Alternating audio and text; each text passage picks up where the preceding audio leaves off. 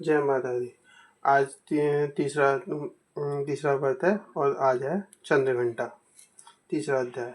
सेनापति सेनापतियों सहित से महिषासुर का वध। ध्यान। जगदम्बा के श्री अंगों के कांति उदय काल के सहस्त्रों सूर्यों के समान। वे लाल रंग की रोशनी साड़ी पहने हुए हैं। उनके गले में मुंडमाला शोभा पा रही है। दोनों स्तनों पर रक्त चंद्र के लेप लगा है। वे अपने कर कमलों में जप मालिका विधा और अभय तथा वर नामक मुद्राएं धारण किए हुए हैं। तीनों नेत्रों में सुशोभित मुखारविंद की बड़ी शोभा हो रही है। ऐसी देवी को मैं भक्तिपूर्वक प्रणाम करता हूँ। इस प्रकार देवी का स्वरूप का ध्यान करके तीसरे अध्याय का पाठ आरंभ करें। ऋषि बोले, दैत्यों की सेना को इस प्रकार तहस नहस होते देख दैत्य सेनापति त्रिशूल क्रोध में भरकर स्वयं ही अंबिका देवी से युद्ध करने के लिए आगे बढ़े। उसने रणभूमि में देवी के ऊपर इस प्रकार बाणों की वर्षा की जैसे बादल मेरु पर्वत के शिखर पर पानी की धार बरसा रहे हों। तब देवी ने अपने बाणों से उसके बाण समूह को काटकर उसके घोड़ों और सारथी को मार डाला। साथ ही उनके धनुष तथा अत्यंत ऊंची ध्वजा को भी काट गिराया। धनुष कट जाने पर उसके अंगों को अपने बाणों से बींज डाला। धनुष रथ घोड़े और सारथी को नष्ट हो जाने पर वह असुर ढाल और तलवार लेकर पैदल ही देवी की ओर दौड़ा। उसने पैनी धार वाली तलवार से सिंह के मस्तक पर चोट करके देवी की बाएं भुजा में बड़े वेग से प्रहार किया। हे राजन, देवी की वहां पर पहुंचते ही वह तलवार टूट गई। फिर तो क्रोध से लाल लाल आंखें करके उस राक्षस ने शूल हाथ में लिए और उसे भद्रकाली के ऊपर चलाया। वह शूल आकाश से गिरते हुए सूर्यमंडल की भांति चमक उठा। उस शूल को अपनी ओर आते देख देवी ने अपना शूल चलाया। उससे राक्षस के शूल के सैकड़ों टुकड़े हो गए। साथ ही महादैत्य त्रिशूल की धज्जियां उड़ गईं। इसके प्राण निकल गए। महिषासुर के पराक्रमी सेनापति त्रिशूल के मर जाने पर देवता को सताने वाला चामर नामक दैत्य हाथी पर चढ़कर आया। उसने भी देवी के ऊपर शक्ति का प्रहार किया, किंतु जगदम्बा ने उसे अपने हुंकार से ही आहत एवं निष्फर्श करके तत्काल भूमि पर गिरा दिया। शक्ति टूटती हुई देखकर चामर को बड़ा क्रोध आया। अब उसने शूल चलाया, फिर किंतु देवी ने उसे भी अपने बाणों द्वारा काट डाला। इतने में देवी का सिंह उछालकर हाथी के मस्तक पर चढ़ बैठा और उस दैत्य के साथ खूब जोर लगाकर भाव युद्ध करने लगा।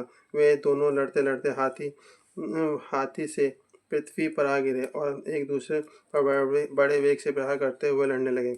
अब सिंह बड़े वेग से ऊपर की ओर उछला और उधर से गिरते समय उसने पंजों की मार से चामर का सिर धड़ से अलग कर दिया। इसी प्रकार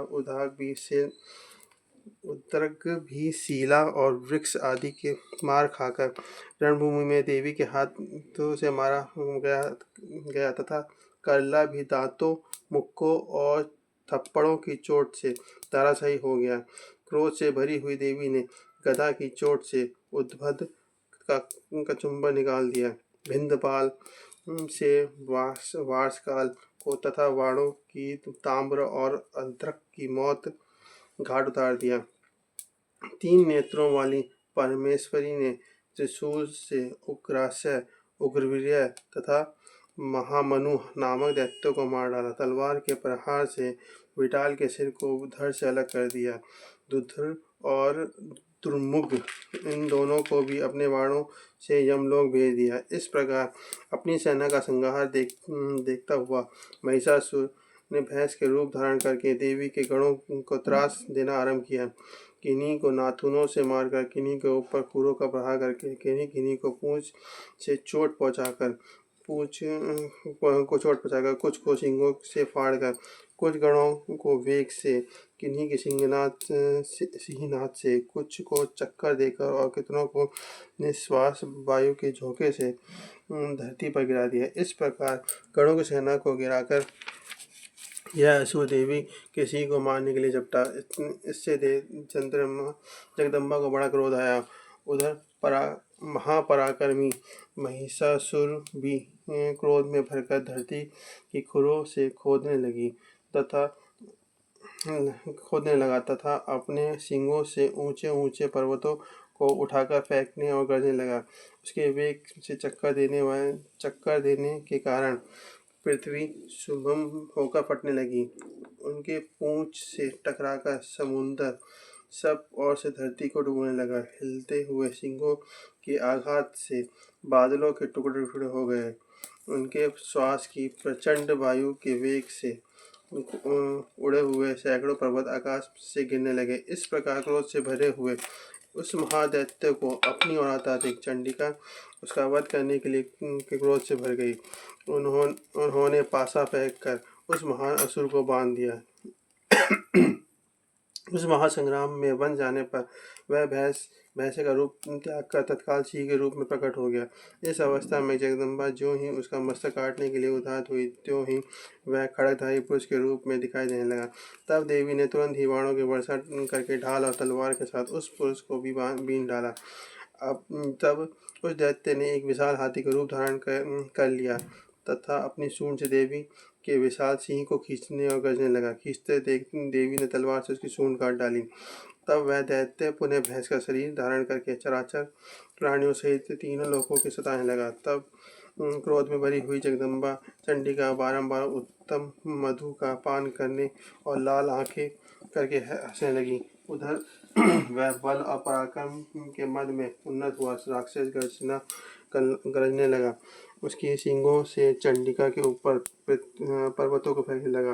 उस समय देवी अपने बाणों से उसे फेंके हुए पर्वतों को चूर करती हुई बोलते समय उसका मुख मधुस के मद से लाल हो रहा था और वाणी लड़खड़ा रही थी। देवी ने कहा, अरे मूढ़, जब तक मैं जी भर का मधुपान ना कर लूं तब तक तू क्षण भर के लिए खूब गरज ले। मेरे हाथ से यही तेरी मृत्यु हो जाने पर अब से देवता भी गरजना लगेंगे। ऋषि बोले। ऐसा कहकर देवी उछली और महादैत्य के ऊपर चढ़कर बैठ गई। फिर अपने पैर से उसे दबाकर उन्होंने शूल से उसकी गर्दन का प्रहार किया। उसके पैर से दबा होने पर भी महिषासुर अपने मुख से दूसरे रूप में बाहर निकलने का प्रयास करने लगा। अभी आधा शरीर से ही वह बाहर निकला पाया था कि देवी ने अपने पराक्रम से उसे रोक दिया। आधा निकला होने पर भी वह असुर देवी से युद्ध करने लगा। तब देवी ने अपने तेज तलवार से उसका सिर काट दिया। फिर तो हाहाकार करती हुई दैत्यों की सारी सेना भाग गई तथा देवताओं की प्रसन्नता का परावार न रहा। दैत्यों ने दिव्य महर्षियों के साथ दुर्गा देवी की स्तुति की। गंधर्व राज गायन करने लगे और अप्सरा हंसने लगी। महिषासुर नामक तीसरा अध्याय पूरा हुआ। जय माता दी। जय माता दी।